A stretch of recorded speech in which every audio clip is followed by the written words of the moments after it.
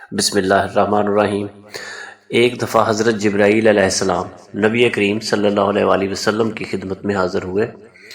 آپ صلی اللہ علیہ وآلہ وسلم نے دیکھا کہ جبرائیل امین بہت زیادہ پریشان ہے، اور اس طرح کی پریشانی کے آثار نبی کریم صلی اللہ علیہ وآلہ وسلم نے جبرائیل امین کے چہرے پر کبھی نہ دیکھے تھے۔ حضرت محمد صلی اللہ علیہ وآلہ وسلم نے جبرائیل امین سے پوچھا کہ اے جبرائیل، کیا معاملہ ہے؟ آج اب بہت زیادہ پریشان ہوں۔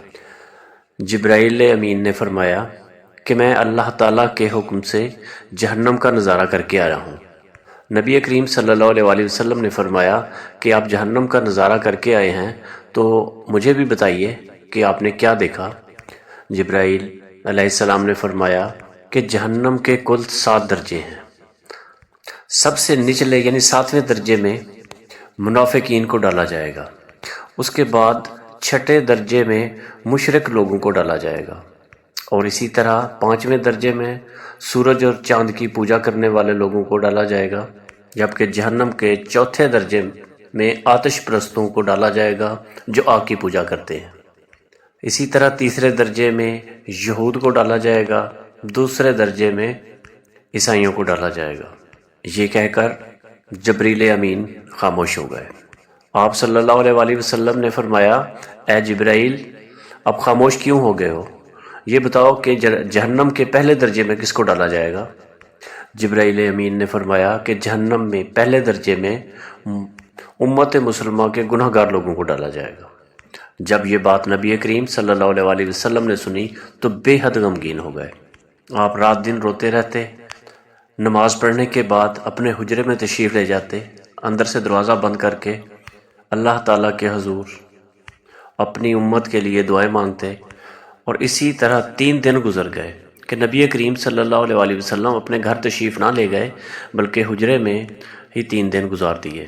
صحابہ کرام نے جب یہ دیکھا تو وہ بے حد غمگین ہوئے، اور نبی کریم صلی اللہ علیہ وآلہ وسلم کو اس قدر غمگین دیکھ کر سب پریشان ہو گئے۔ بالآخر حضرت ابوبکر صدیق رضی اللہ تعالیٰ عنہ نبی کریم صلی اللہ علیہ وآلہ وسلم سے ملنے کے لیے حجرے پر تشریف لے گئے۔ حجرے کے دروازے پر حضرت ابوبکر صدیق رضی اللہ تعالیٰ عنہ نے 3 بار سلام عرض کیا، لیکن اندر سے کوئی جواب نہ آیا۔ حضرت ابوبکر صدیق رضی اللہ تعالیٰ عنہ روتے ہوئے حضرت عمر فاروق رضی اللہ تعالیٰ عنہ کے پاس تشریف لے گئے اور انہیں سارا واقعہ اور سارا ماجرا سنایا۔ حضرت عمر فاروق رضی اللہ تعالیٰ عنہ بھی حجرے پر تشریف لائے، 3 بار سلام عرض کیا، لیکن اندر سے کوئی جواب نہ آیا۔ اس کے بعد حضرت عمر فاروق رضی اللہ تعالیٰ عنہ اور حضرت ابوبکر صدیق رضی اللہ تعالیٰ عنہ نے فیصلہ کیا کہ حضرت سلیمان فارسی کو بھیجا جائے۔ چنانچہ حضرت سلیمان فارسی رضی اللہ تعالیٰ عنہ کو بھیجا گیا۔ انہوں نے سلام عرض کیا لیکن انہیں بھی جواب نہ ملا، تو سب صحابہ کرام نے مشاورت کی اور حضرت علی رضی اللہ تعالیٰ عنہ کے پاس تشریف لے گئے اور سارا واقعہ سنایا۔ حضرت علی رضی اللہ تعالیٰ عنہ نے جب یہ ساری بات سنی تو سوچا کہ جب ان صحابہ کرام کو نبی کریم صلی اللہ علیہ وسلم کی طرف سے کوئی جواب موصول نہیں ہوا تو انہوں نے خود جانے کی بجائے اپنے گھر تشریف لے گئے اور نبی کریم صلی اللہ علیہ وآلہ وسلم کی نور نظر بیٹی حضرت بی بی فاطمہ رضی اللہ تعالیٰ عنہ کی خدمت میں سارا ماجرا بیان کیا۔ حضرت بی بی فاطمہ رضی اللہ تعالیٰ عنہ حجرے پر تشریف لے آئیں، انہوں نے سلام عرض کیا تو نبی کریم صلی اللہ علیہ وآلہ وسلم نے اندر سے دروازہ کھولا، بیٹی کے سلام کا جواب دیا۔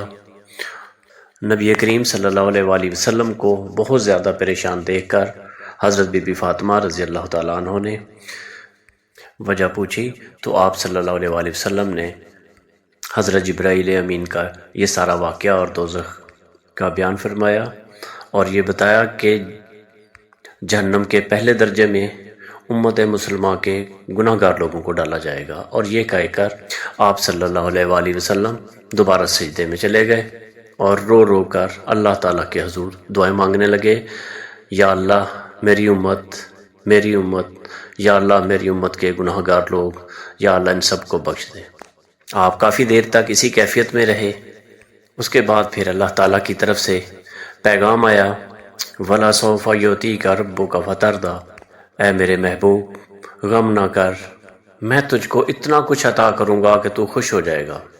آپ صلی اللہ علیہ وآلہ وسلم نے سجدے سے سر اٹھایا اپنے آنسو پوچھتے ہوئے بیٹی کو بتایا کہ اللہ تعالیٰ نے مجھ سے وعدہ فرمایا ہے کہ میں غم نہ کروں، اور مجھے اللہ تعالیٰ اتنا کچھ عطا فرمائیں گے کہ میں خوش ہو جاؤں گا، تو میں اپنے ہر امتی کے لیے اور اس کی بخشش کے لیے دعا کروں گا، اور اس وقت تک وہاں سے نہیں جاؤں گا جب تک میری امت کا ہر شخص دوزخ سے آزاد ہو جائے اور وہ جنت میں داخل ہو جائے۔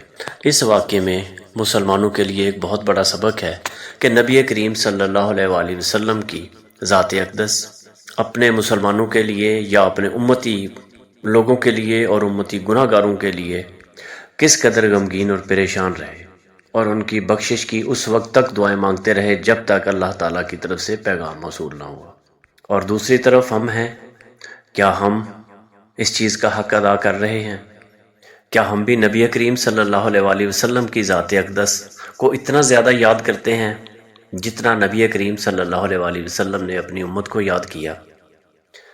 اللہ تعالی ہم سب پر رحم فرمائے اور ہم سب کو نبی کریم صلی اللہ علیہ وآلہ وسلم کے بتائے ہوئے طریقوں پر عمل کرنے کی توفیق دے، آمین۔